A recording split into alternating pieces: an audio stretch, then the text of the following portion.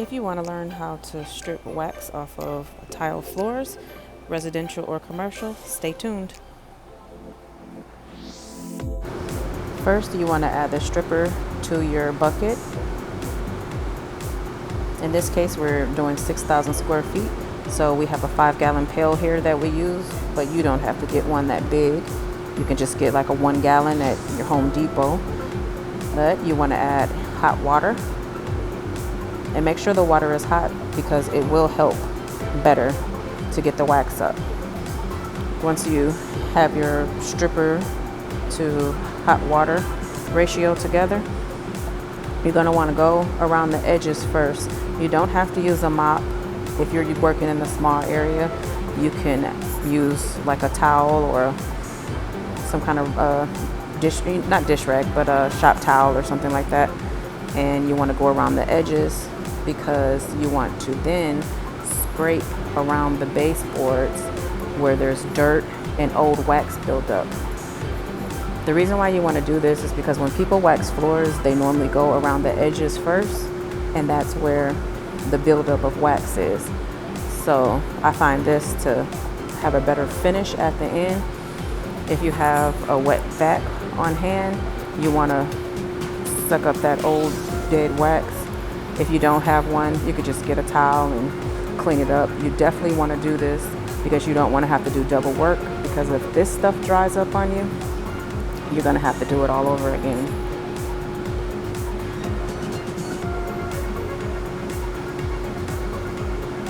And as you can see, he's actually going out a little bit further because once we put the scrubber on there, he won't have to worry about going so close to the edge where this carpet is.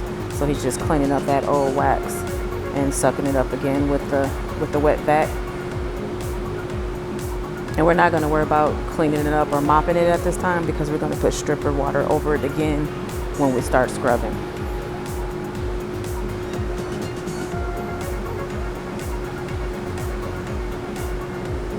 So now I'm going to add the stripper water to the entire floor.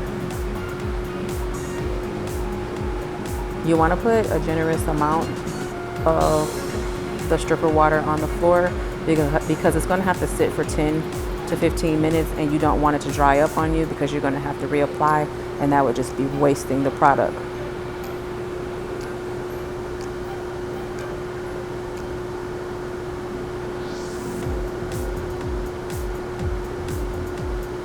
I'm just working in sections here.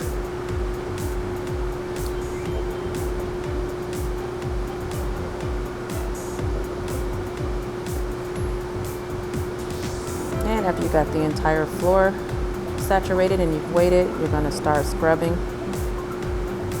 If you don't have a scrubber, that blade that my husband was using to scrape up, if you're just working with a small area, that could work for you, and you can just kind of use a pad at the end to kind of blend everything in and make sure everything's cleaned up. This is because we're actually doing a commercial place here, so this is the break room that we're doing, but you can rent these machines for like 40 bucks at Home Depot or janitorial supply places.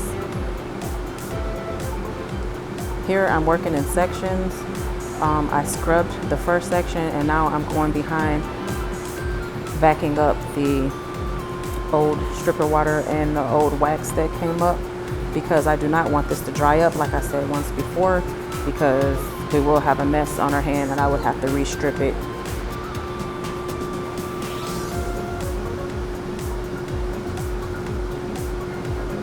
It helps that me and my husband work together, because while I'm doing this, he's over to the right scrubbing the rest of the floor so that we won't waste time, because like I said, we are doing 6,000 square feet today.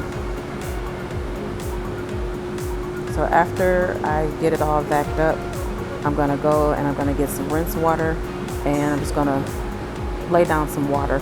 This is not the final rinse, but after this, you wanna get some neutralizer and you wanna rinse it again, and then you'll be done and you can reapply your wax, and that's it. Thanks for watching.